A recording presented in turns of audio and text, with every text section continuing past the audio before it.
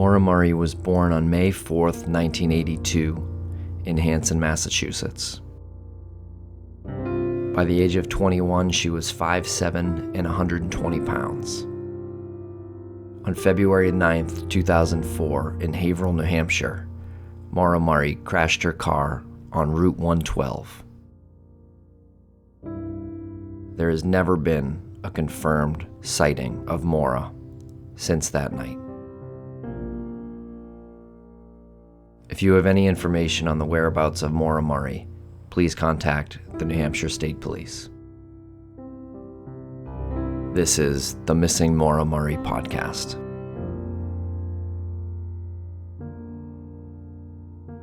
Welcome to the Missing MauraMurray podcast. For this episode, we have an interview with investigative journalist Clint Harting. I hope you enjoy it, and Lance and I will be there to bookend the episode. Thank you very much for listening, and please follow us on Twitter at MauraMurrayDoc, D-O-C. Welcome to the show, investigator Clint Harting. Thank you, and thanks for having me, guys. I appreciate it. And like others have said, you guys do a really good job. And I look forward to this documentary coming out. I like the fact that you're kind of taking the time to try to kind of separate facts from maybe just pure speculation. And I think that's what this case needs, is that we just need the factual information, and we can come up with all kinds of theories off that factual information. But as long as we're working with real information, that's what really this is about. And that's honestly how I think this case is ever going to get solved. That's great. Thank you very much. Yeah, if you were to read a certain Reddit page, you would believe that this podcast was all speculation. But we are doing our best to weed through the... Oh, and it takes time. Oh, I know that. It takes time with this case in particular. You can never know this case enough. You never know enough about this case to really... to come up with that great conclusion. There's always something out there. Yeah. So what's your background?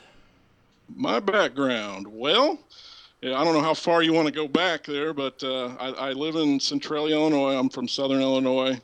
After high school, I joined the Air Force, served for 4 years. I did 2 different tours in Kuwait, and I also went to a little island in the Caribbean Sea with 19 other Americans, and we spent 4.5 months out there. That's probably where I grew up, is getting that experience at that young of an age. So after my Air Force career, I went to Southern Illinois University in Carbondale, and I ended up joining the journalism program my senior year. Worked for the college newspaper as a sports reporter. And from there, just kind of went into journalism full time. Worked for 14 years as a sports reporter. Then I became a sports editor of a newspaper, and that's went till 2014. And then I decided to do a complete career change and go back into Department of Defense work, and that's what I'm doing right now. Excellent. So, just want to first thank you for the service that you've done. No problem. Your tours in Kuwait and everything, and that's really honorable. So, just want to put that out there. Yeah. And when did you discover the MauraMurray case? Well, technically, I think I saw like a 2020 episode. I think that was what came first as far as television coverage of the case. At least, unless you were local, I think they had a more local show that came out earlier. But that was the first show. Really didn't do much for me then. It was the show on the ID channel, the disappeared episode of MauraMurray. So whenever that debuted, that was the first time I really got interested in this case. And I saw Fred Murray on the TV screen, and I just wanted to reach out and give him a hug, to be honest with you, because I truly believe that he has complete real grief. It shows in that video. That was several years after his daughter went missing, but the grief is really still alive right there. And I just felt really bad for him. I really wanted to do something. I didn't know what I could do, but I really wanted to learn about this case. And I think that's what really hooked me is I spent a long time researching this case. I didn't go on message boards. I didn't do any kind of public speaking about this. I just researched, and And, and it is that frustration of thinking that you're onto something, and then maybe it leads down a rabbit hole. I think that's what kind of just kept you going. It got you. It was like a challenge. You just felt like something was taunting at you and saying you can't do anything. And by golly, I like a challenge, so I wanted to keep at it and try to do my part to try to get some real information out there. And that's how I felt like I could help. I felt like I could get real information by researching and doing what I normally do anyway. And after that, maybe I can help. Maybe I can help in some way.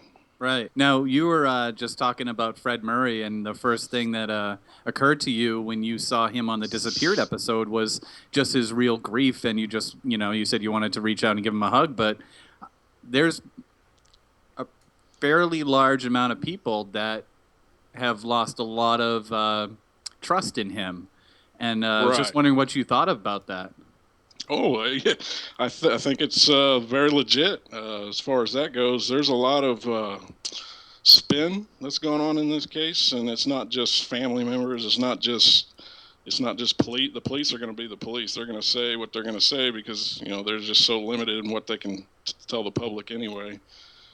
There's just a lot of spin, and so it comes down to the research. You just really have to research and understand not just what people say, but what is the context and why are they saying this and that kind of thing. And when it comes to some of the things Fred has said, there's definitely room for questioning out there. So I won't go as far as to say that I think he's in on something. I don't believe that. I think he really is legitimately did not know what happened or what happened tomorrow that night. But my theory does go away from some of the more popular theories that you probably hear. Yeah, I do agree about the Disappeared episode, and I believe that was when I started really focusing on this case too. But I did leave feeling almost heartbroken for Fred Murray. Right. Yeah, and it depends on what you think of him, but you can watch that same episode and feel that this guy is lying or this guy is trying to make people feel bad for him, I feel like. Well, and anybody that's associated with this case, you kind of have to second guess what they're really saying. Are they really mean? Is this really what they believe?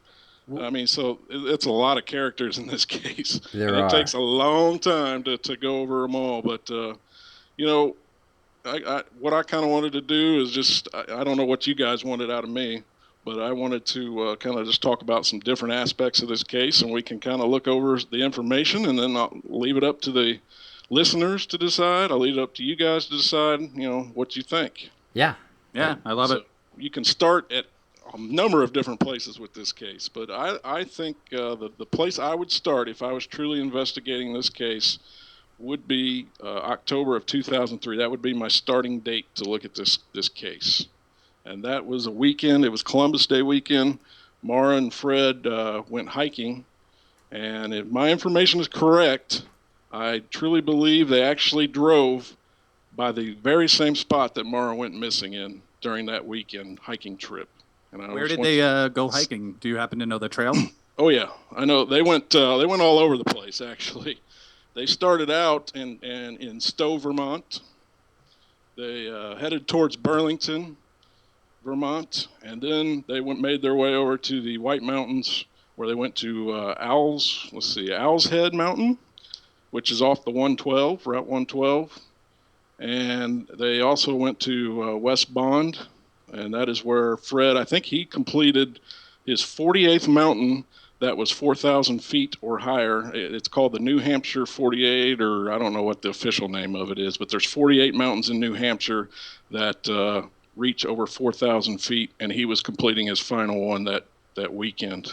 And at the top of the summit, Maura reached in her knapsack and pulled out a ginger ale to give to him, I guess to signify the completion of his 48th mountain that weekend. So that's where I would start. Not just the fact that they may have driven by that spot that weekend, but the other fact is that when Maura went missing, they found on her computer directions let's see, driving directions to the Burlington area, which is where they were in October. So we're talking, 4 months prior. Right. So she's got driving directions to Burlington on her computer, and in her car there was a note card with directions to Burlington. She also called the Stowe, Vermont hotline, which maybe she didn't get a hold of anybody because I think that line wasn't working that weekend or that day that she called. And then on top of that, where'd she end up? She ends up in the White Mountains on Route 112 at the night that she went missing. So I think the directions, I think there's a common ground there with the directions. She's searching for a mountain area to go to. I think that proves that she didn't have a definite plan. If she had a definite plan, I think she would have known, hours before she went where she was going. Burlington and the White Mountains are in two different locations, even though they're, you can travel the same road to get between both of them.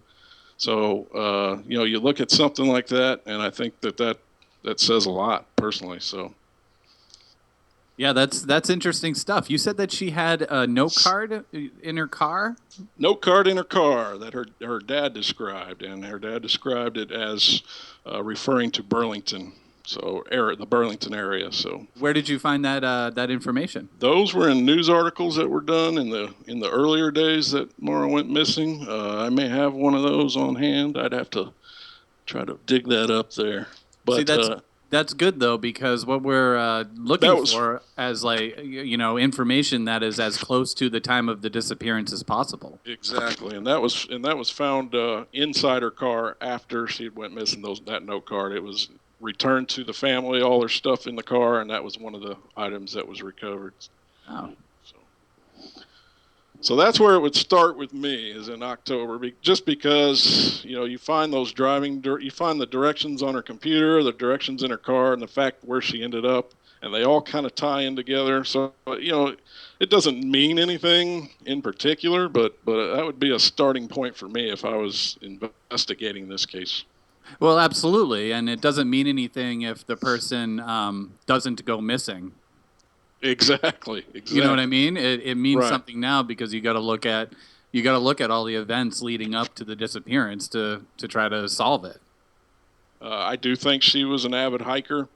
I think it went beyond, her family. They talk about going annually to make trips, maybe to the White Mountains or wherever. But I think it was a way, way bigger. I don't know if they're just kind of downplaying her love of hiking or not. But I think her hiking, I won't say the word obsession, but I think she really enjoyed hiking a lot, and it's something that she could. I think she would spend her last moments in the White Mountains if she could. So you've been to the scene of the accident, correct? Correct. I think it was the summer of 2011. I happened to go on a last-minute little vacation with my sister and her husband. They were going to the Foxwoods Casino, and I just decided I didn't want to tag along with them all weekend. And I knew about this case, and I realized I was going to be pretty close to everything, so I spent my whole weekend just going through everything that I could find that had to do with this case. I spent the night at the same hotel Fred actually stayed in Hadley, Massachusetts. I can't even say that right, but after that night, I spent the next day at UMass. I went to the dorm that Maura lived in. I went to the nearby dorm that she worked in.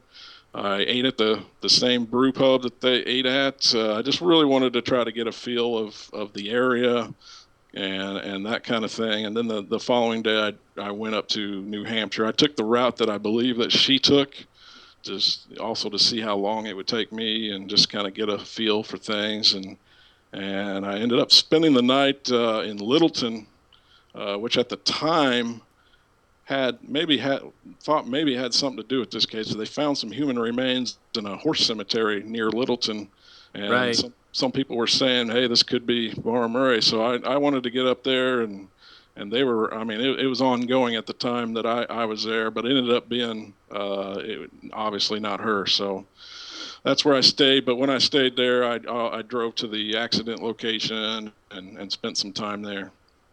So just for the listeners who are not familiar with the New England area, Foxwoods is in Connecticut. Not close to the crash site. No, Yeah. we flew into Bridgeport, Connecticut, and I drove from Bridgeport to Hadley and UMass area, which really isn't that far. But then from UMass to New Hampshire, it's a couple hours. It's a nice little hike. Right, which shows your dedication to this. I just wanted to point that out. Yeah. Well, thank you. So what did you learn from taking this trip? Oh, I learned a ton of things. The first thing I learned about was something I wasn't even planning on looking at all, and that was I'm sure you guys have probably even talked about the Petrit Vasi possible connection to MissingMauraMurray. Definitely. Well, I stumbled on the exact location that Petrit Vasi was found laying in the road, and I wasn't planning on that at all. And it was right after I left the dorms, right after I left where Maura was working.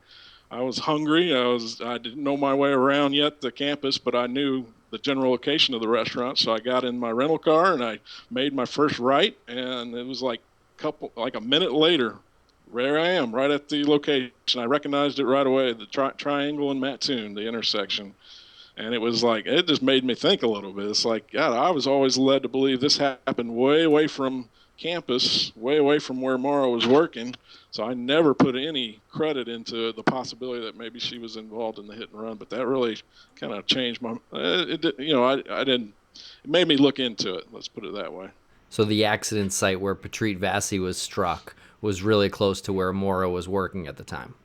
It was less than a mile. It was 0.9 miles. I just did a Google search of that because, it was 0.9 miles away. It was one turn, basically. You turn off of Massachusetts Avenue onto Pleasant, and Pleasant becomes Triangle, and then Triangle intersects into Mattoon, all very quickly. And so, yeah. Did that area of road strike you as an easy area for a pedestrian to get hit, or just It really did. It really did. And again, and it's not a good comparison because I was there in the summertime, so you don't have active students there, but that spot was pretty active that night. It was around 5, 6 o'clock at night, a lot of people out walking, and it was pretty busy in that specific area. So yes, it definitely seems like a pretty good spot for me for somebody to get hit. Of course, I'm some idiot from Southern Illinois just driving around, so I'm probably a danger to everybody at that time, no matter where I was. So, but on the Vasi hit and run angle, I don't personally subscribe to it fully yet, but I will say that I've never been personally able to discount it, and it kind of bothers me at times because the stuff kind of fits nicely if she was involved in that hit and run. It explains things, and that kind of bothers me. Yeah, it would seem to give a solid motive for her to want to disappear. Well, but it explains why the father swoops into town a day later with a bunch of money. It's almost like, I don't know, it explains it pretty well. The father showed that the Friday after her breakdown at work, which was the same night that the hit and run occurred, and same time frame, they had a real bad storm, and Friday everything was canceled. School was canceled, all their sporting events were canceled, and yet the next morning, Saturday morning, Fred's coming to town, and he's coming from at least 2+ hours away, and I just always found that a little odd. And so he comes into town, and I don't know if they're trying to dump her car or not. The fact that they're going around telling everybody that the car's in super bad shape, that could just be a story. They could have hid the car for the weekend, and might also explain why she didn't have her car that night. They went back to the dorms. You just said they were going around telling people that the car was in super bad shape. We've had other accounts of no one ever mentioning how bad of shape the car was in. Are you saying that they after the fact, after the disappearance, how bad the car was? Let me be clear. We are totally in speculation mode right now, so let's be clear about that. And I don't know the full story on that. I know in the public, in the media, it's made out that her car was in bad running shape. And, my speculation on that is maybe it wasn't in such bad shape and maybe it was drivable, but maybe they didn't want it to be seen that weekend and they're trying to come up with some kind of cover story for why her car couldn't be available that weekend. Sure. But that's just one little speculative piece of information there. Which is all we're really left with. On that, yes. So just to get back to the hit and run, the hit and run occurs. He's found at 12:20 exactly on that intersection, or he's actually laying out. I think he's by the curb, laying flat out. MissingMauraMurray was on her shift at the time, but she did make a phone call from 12:07 a.m. to 12:14 a.m. That phone call, you will never find that phone call talked about anywhere. That's, right there, that's a red flag to me. I don't know, and it doesn't necessarily have to do with Petrit Vasi hit and run. It's just a red flag that nobody has ever talked about the phone call that she made from 12:07 a.m. to 12:14 a.m. and Petrit Vasi's hit at 12:20. So you got a time frame there that kind of matches up, and you think somebody, maybe they're on a break or something, they might run right to their cell phone. So this is her cell phone record. Her cell phone record. I'm looking at it right now, and it was It was a phone call between her and her boyfriend from 12:07 a.m. to 12:14 a.m. Now we hear about the phone call that Maura and her sister had between 10:10 and 10:38 p.m., but we know for a fact that Maura didn't break down at work until around 1. So obviously a 10:10 to 10:38 phone call to try to link that to a 1 a.m., 12:45 a.m. breakdown is a big stretch for anybody. So let me just clarify a little bit here. So Maura, that night of the Petrit Vasi accident, she spoke with her sister for about a half an hour. 10:10 to 10:38. Okay, and then she went on break. And I do not know that she went. I'm speculating that she went on break. That part I'm speculating. Oh, okay, but because she had made a different phone call to her boyfriend at 12:07 to 12:14. And Petrit Vasi was found in the road at 12:20.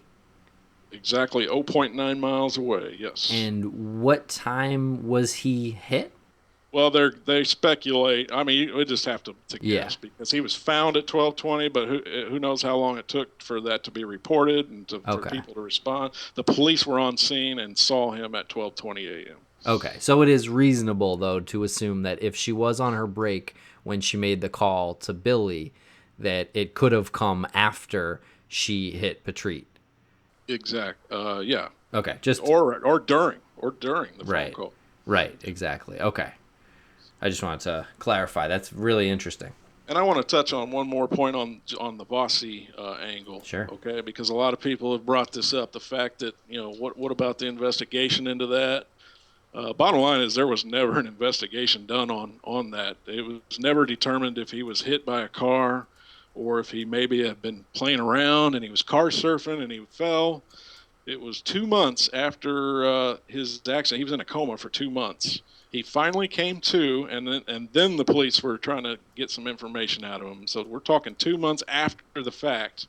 So with no information, no real investigation going on, there's nothing. MissingMauraMurray, if she was involved, she wouldn't know that though. She wouldn't know that there was any investigation, right? Right. And the day that she went missing was the day that the school newspaper ran with the story of the hit and run. But again, that doesn't tie her to it or anything. Right. But the day that she went missing, the story came out about the hit and run in the school newspaper. And in fairness, I think the town newspaper put out a story about the hit and run like the morning after. So I just don't want to make it sound like that she bolted the minute the story hit or anything like that.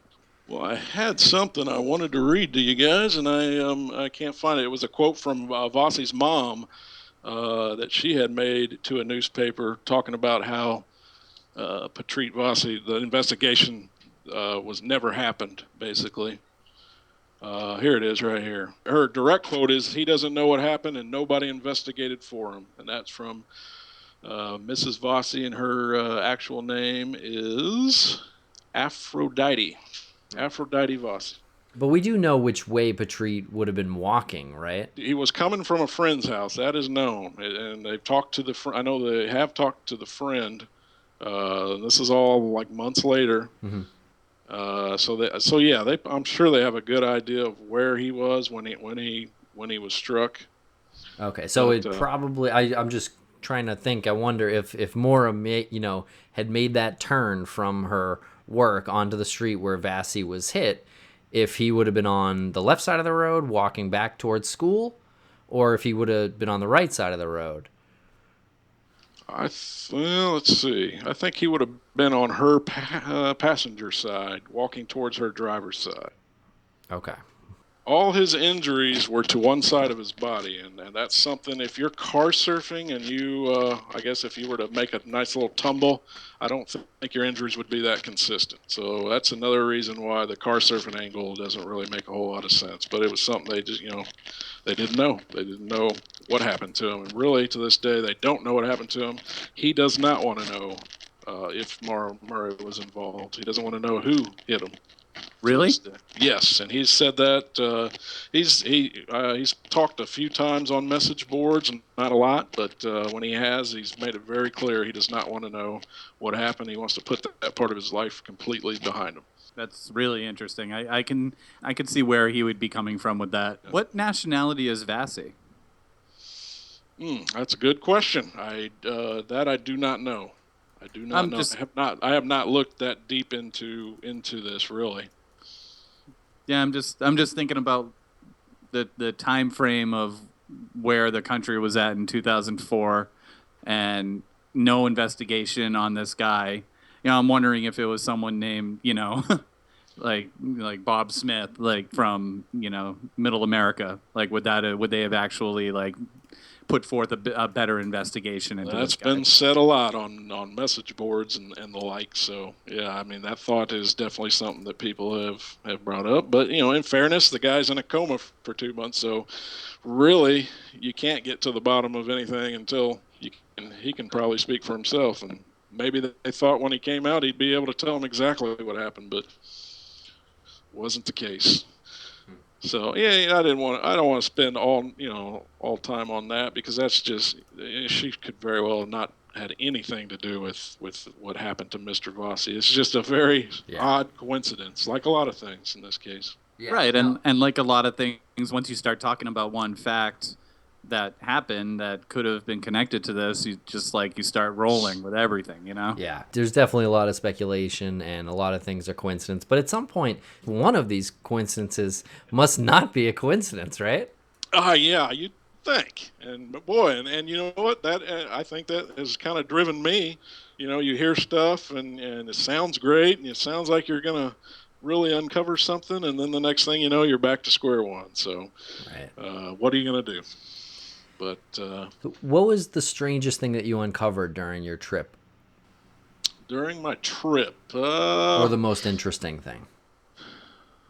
Well, just interesting for me was just to be able to see everything. You hear about it, you read about it, and just to be able to see things for yourself. I'm in my mind, the picture that I had made about the case from reading about it all these years was a lot different when you're actually there, seeing it, seeing things like the dorm locations, Melville and Kennedy. I mean, you walk out of the Melville front door and you're literally steps away from Kennedy, and all along I had envisioned the supervisor kind of carrying Maura halfway across campus in this big dramatic scene, and really it's just you walk out one door and you're right at the next door, things of that nature. Well, let's talk about Maura's old supervisor. Okay. So you interviewed her, and we read your email on the air. I believe it was episode 3, our questions and comments episode. What feeling did you get from her? I felt that there's a lot of built-up guilt in her. I think she really haunts her. This case really haunts her. And, they were friends. I wouldn't call them great friends, but I think it was beyond a little work. I think they were, friends. But I think it just haunts her because she saw somebody that kind of even reminded her of herself in a little ways, with some of the issues that Maura was facing, maybe, And I just kind of felt like she always felt like maybe she should have done a little bit more that same night there, because she saw somebody in crisis mode, and she really tried to get Maura to go see a counselor that night. She didn't want to wait. She wanted to send Maura right to a crisis counselor right from her shift. And she ended up taking Maura back to her dorm, and she wanted to go and spend some time with Maura. Didn't want to leave her alone, but Maura kind of told a little fib, said that she had a roommate and that she'd be okay. So that was really the last that the supervisor ever heard from Maura, and really didn't hear much else until everybody else heard about her going missing. So take us back to when you were talking to the supervisor. It's Karen Mayotte, right? Yes, correct. Yeah, take us back to when you talked to Karen through when she first discovers that Maura was under some sort of distress. Correct. It's just, the whole thing's just bizarre. She comes in, she gets notified that Maura's upset, so she goes to respond. She walks into the front desk area. Maura's sitting at the desk. She walks right up to Maura. I mean, like face to face, like just one little desk separating the two. And she starts to talk to Maura, but Maura's looking straight past her, not responding to her, not saying a word. She's not crying at this point. She's just staring ahead. And so the supervisor kind of keeps prodding and trying to find out what's wrong, and Maura just not saying nothing. Finally, at some point, Maura breaks down and starts crying just uncontrollably, and the supervisor, is obviously trying to console her. And at the same time, you have students that are coming in. They're wanting to get into the dorm, and Maura's just not there. And it's just, the supervisor really doesn't know what to do. But she realizes that Maura's just not in a place to be working. That's for sure. So she actually relieves Maura, tells Maura, you're done. You can pack your stuff and go home. And Maura's not getting up. Maura's just sitting there, and she's back to staring again. And the supervisor, I think the supervisor finally just kind of took the bull by the horns and went up and started packing Maura's stuff for her, and then had to actually kind of walk towards the door with Maura's stuff to kind of alert to her that, hey, it's time to go. And so that's when Maura got up, and the supervisor helped her out of the dorm, and they walked over to Kennedy, walked inside, and the supervisor tried to get Maura to let her come up to her room with her, and Maura said that she'd be okay, and that's where they parted. Based on the feeling you get from Karen, does it feel like she believed Maura was in real distress, or that she was putting on an act to get out of work? Absolutely not an act. Okay. Absolutely not an act. And yeah, real distress.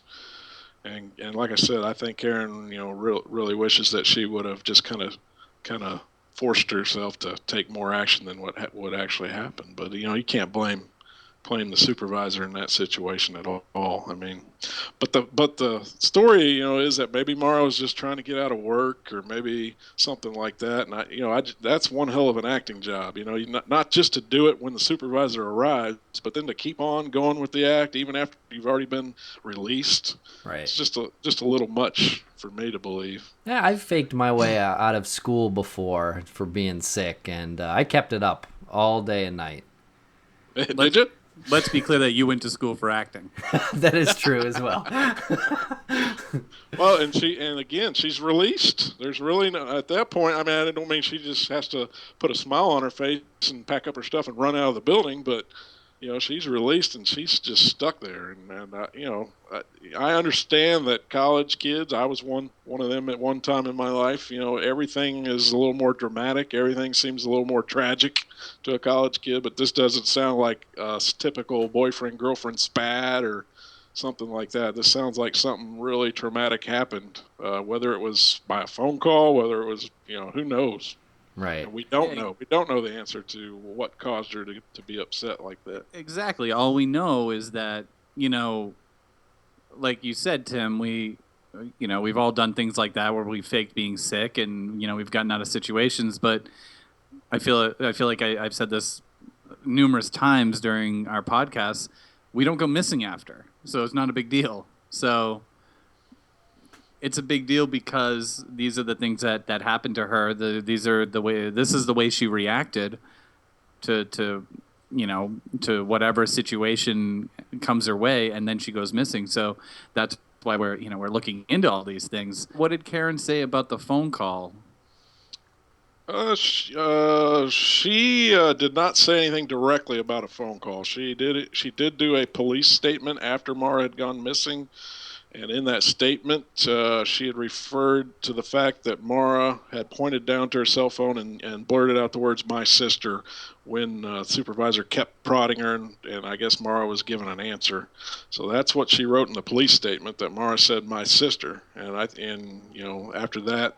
I know the police were highly interested in trying to track down whoever called Maura that night, and they ended up coming out saying in the press that basically they found the phone call that upset Maura that night. She had talked to her sister. Well, that phone call was at 10 o'clock at night, and her being upset was closer to 1 in the morning. So that's they're taking a nice leap of faith there, going with that phone call as being the source of Maura becoming upset, just based off of her words, "my sister," which really could mean anything. But like I said, here's we get into the spin portion of this, is the fact that the family, they'll go on in the newspapers back then. They'll go all on about how the police keep referring to this phone call that upset Maura by Maura's sister. But nobody talks about the 12 o'clock phone call that was much closer in line to the time that Maura became upset. And it's kind of odd that you would keep mentioning this 10 o'clock phone call when you, as a family person, know for a fact that that's not the phone call that upset Maura. But yet the public doesn't know that. The public doesn't have access to her phone records, but yet you're gonna keep on bringing up that 10 o'clock phone call like it's and keep bringing the fact that the police keep alerting on that. And the police maybe really do believe that phone call had something to do with something, but the evidence is there. Her phone records are clear. Mm-hmm. She talked at 10 o'clock, and she talked again at 12 o'clock, and there was no phone calls in between those two. Has her sister ever come out and given the details of the phone call that happened in that 10 o'clock hour? Said that they regularly talk on the phone at night. This was not anything out of the ordinary at all, and they were just talking about normal relationship stuff, and nothing out of the abnormal that she remembers would be anything that would trigger Maura to be in the kind of state that she was in. And which sister was this, just so that we're clear? Kathleen. This is the older sister. So what do you know about the night of the accident? I mean, we all kind of have heard the versions of events, so I don't really want to just keep pouring over that. But Maura wrecked her car. It was sometime around 7:20 p.m. at night. It was right around a sharp curve on Route 112 there, right past a antique store that the neighbors that first called 911. They owned the antique store that Maura drove past right before she wrecked out. She hit us into a snowbank and got her car lodged in there, and her car was, I guess, damaged.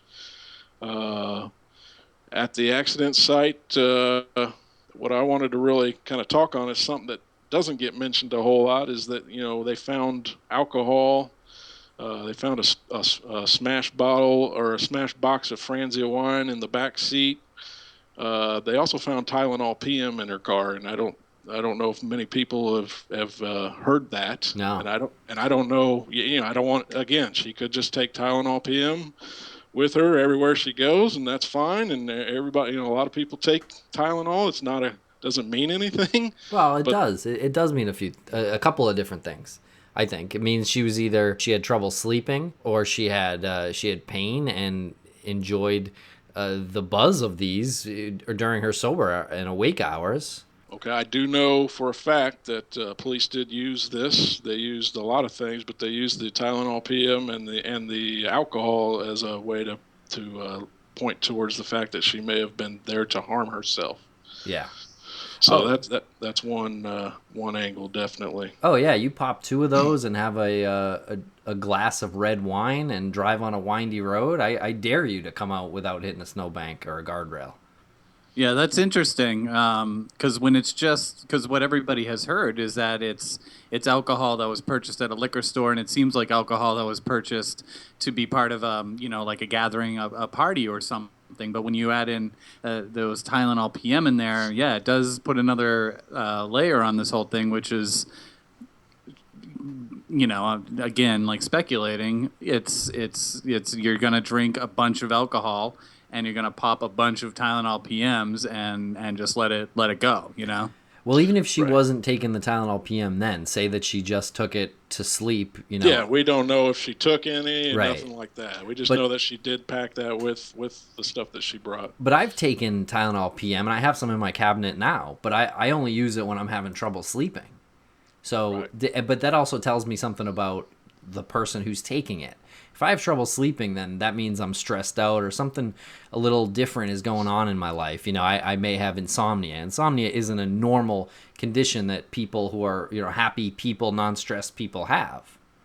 Very rarely, I'll say, would have that. And she was a very good athlete. And at one time, I think I know family spokespeople have tried to definitely speak out about this, and they've said that she had a reoccurring knee injury, and she was taking the Tylenol PM to kind of help that out, maybe to sleep, for instance, at nighttime. So, but she hadn't run competitively in at least a year or more at the time of her accident. So I don't know. I could see it. No, it could be completely innocent. I just wanted to point and out. I want to make sure that's out there though, because that's important, I think. Yeah. Yeah. Yep. So, and then you have the bus driver who came across Maura. One of the first things that he did, as I understand, is he had to kind of get on her a little bit because she was sitting in the road with her car partially sticking in. She didn't have any lights on at all. Didn't have flashers on, nothing. And this is a dark car we're talking about. At nighttime, anybody could have came around that corner and hit her again. And so she was sitting in her car. I have no idea what she was up to, but she didn't have any lights on. Doesn't sound like she was trying to bring attention to herself. And he just kind of stumbled upon her and confronted her. So how far behind Maura do you think Butch was in his bus when she crashed? So she crashes and he shows up. Was he far enough, say, where he didn't see the taillights? I can only guess. I'm going to say it's around 7:30, 7:35 in that range is when he arrived. We do know for a fact that he attempted to call 911 himself around 7:40.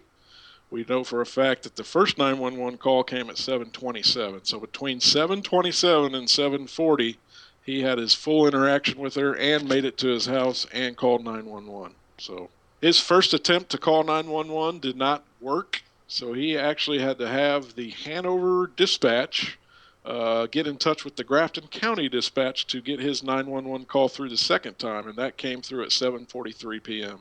Was he calling from a cell phone or his home phone?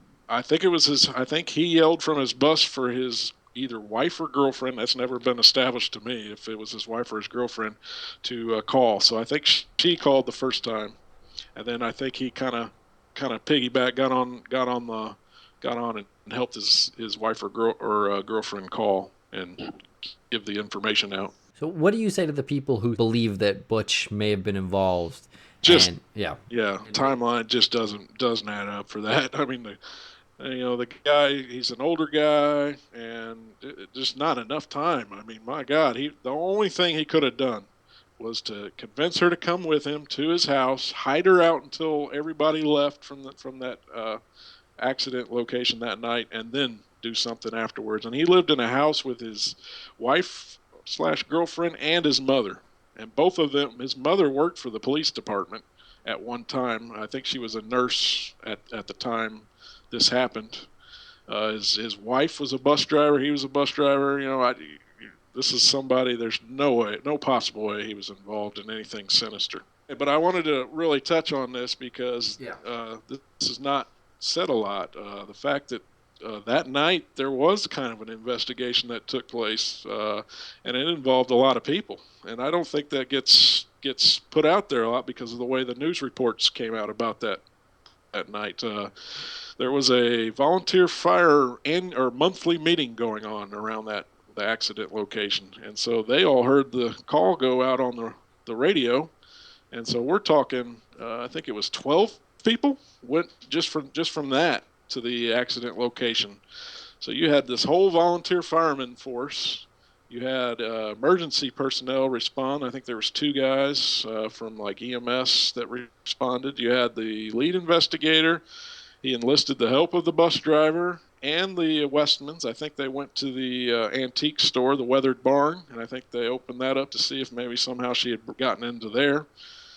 And so you had a ton of people out looking that night for Maura. Just didn't find her. Do you happen to know if the police searched the houses in the area? The main guy, the first responder that showed up, he was on scene well past everybody else. He cleared the scene at 9:26 p.m. So he was on scene after arriving at 7:29.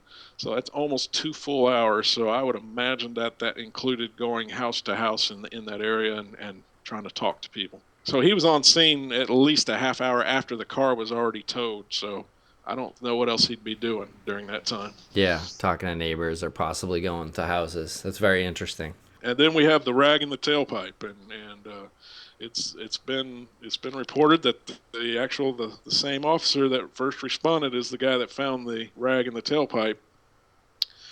So then that gets into the whole situation. What Fred said, and does that add up? What Fred said about warning his daughter that if her car's smoking, to stick a rag in the tailpipe to kind of cover that up and all that stuff. And I have never really been able to believe that account. I just something about that just doesn't add up.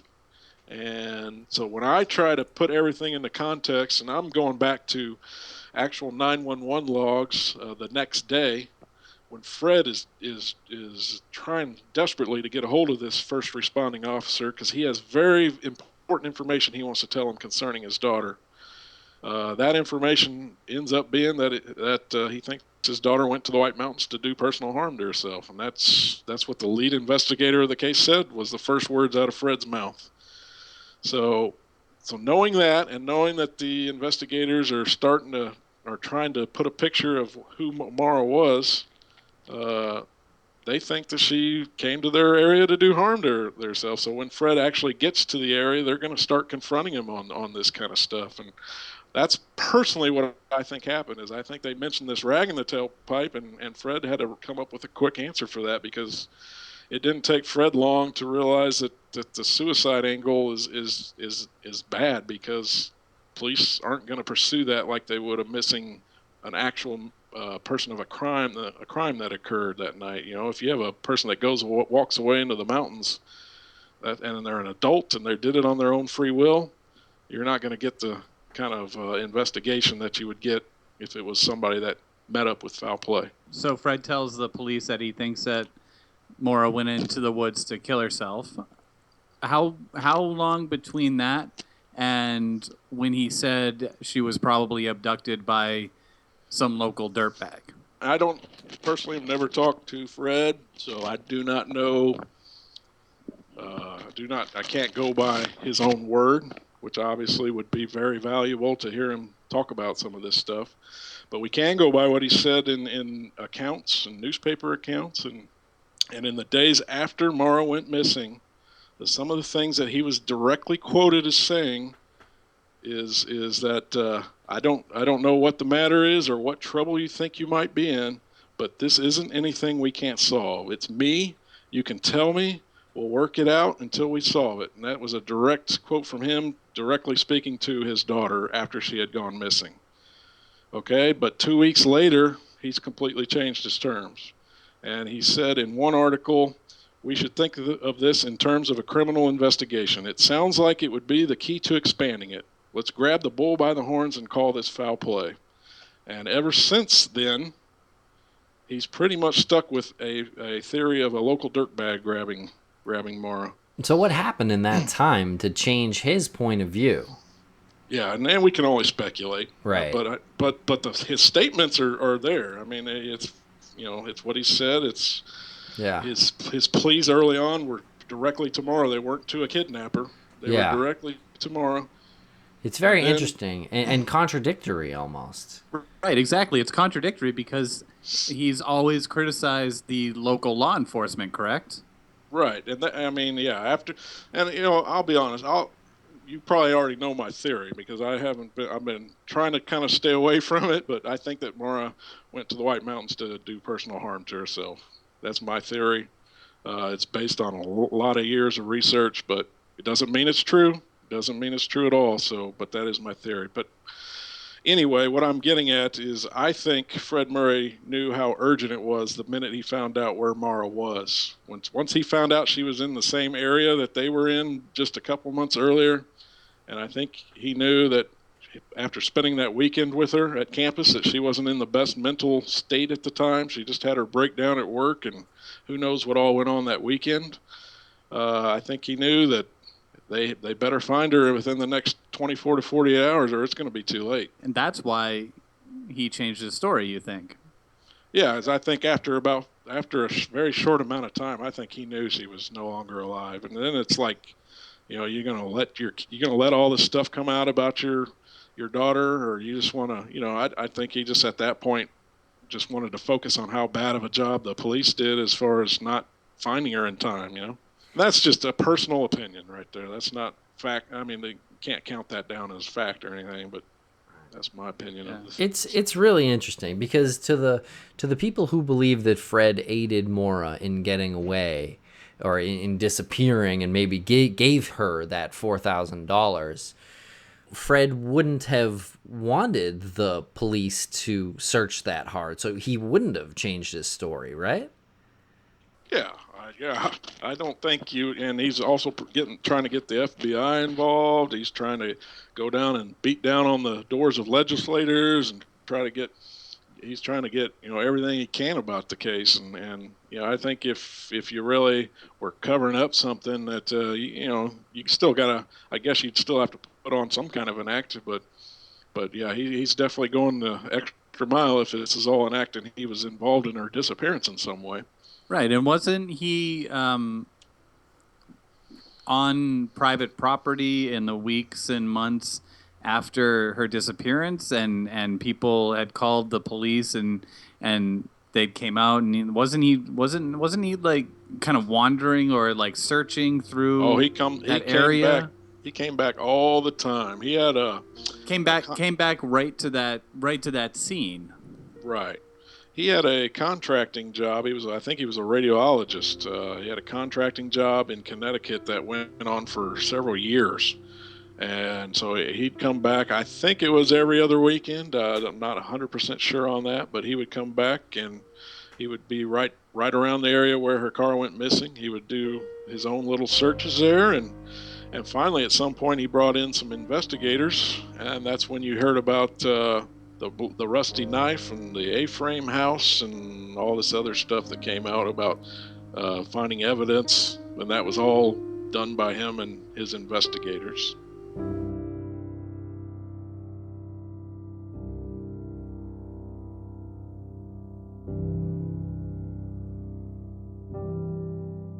So thank you very much to Clint Harting for that interview. That was pretty interesting stuff, huh, Lance? Yeah, seriously. He provided a lot of information that comes from the early part of this investigation, which is what we're looking for. He's talking about, in detail, he's talking about the phone calls that Maura got the night that she was escorted back to her dorm by Karen Mayotte. I thought that was really interesting. I thought it was really interesting that he took the trip up there, and what he has in his head, this like picture of her supervisor guiding her back, like holding her and guiding her back to her dorm, which is that's the picture that we've all kind of got in our heads about this, is that she walks her back and guides her to her room and tucks her in and everything. Yeah. And it's literally like next door. It's like a couple of steps. So yeah, he really put things into perspective there for me with the visual. Yeah, and as far as some of the speculation we were doing, trying to get into some of the details of the Petrit Vasi accident and everything, we're just trying to explore all avenues with this, all possibilities. I mean, we don't know what happened. We're not trying to push any theories. We're just trying to explore all likely scenarios. Right, and we wouldn't be exploring this scenario if the Petrit Vasi accident happened the night before. Right. It happened in a time frame that is pretty ideal for what went down with Maura that night. If you believe that Maura struck Petrit Vasi, then you likely should believe that Billy Rausch knows that. Exactly, based on Maura's reaction after, based on the fact that she had her cell phone with her, and based on the fact that that call was actually made, and the fact that Petrit was hit during that time. So if you do believe that, yeah, absolutely. No matter what your theory is, this interview just shook it all up. It completely shook it all up for me because I'm listening to this guy Clint, and he's like, I'm listening to a real guy with, the accent, and he doesn't sound like he's got any ulterior motive there, right? I don't think so. No agenda. He went into this because it's in him to find truth in things. Yeah, he's a real truth seeker.